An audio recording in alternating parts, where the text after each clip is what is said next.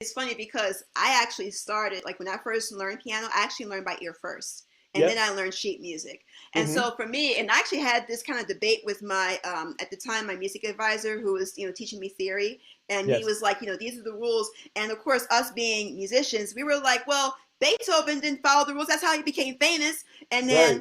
then the teacher, he actually made a very good point. He said, well, how would you know what rules to break if you don't learn the rules? You have to learn the rules first and then break them.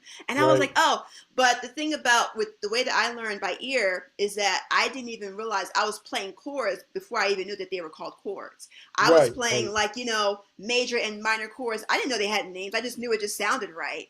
And so the gap that I will say school had helped me kind of bridge was, Right. hey, you hear this chord, it just has this name. Oh, you heard Right. this chord, it just has this name. And so it was just kind of connecting the dots. So even like when I teach my students, I teach them by ear and I teach them how to read sheet music, and I just tell them they're just two sides of the same coin.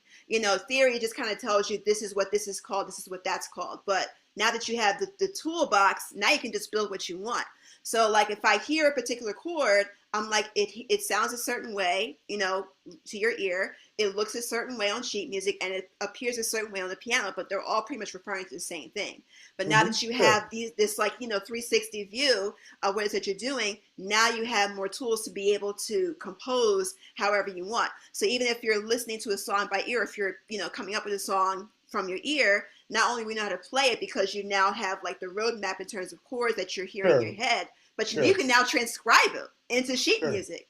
So if someone else is playing it, if they can't do it by ear, you can have Hmm. the sheet music written for them, and now they go, oh, this is how I can Right. process it.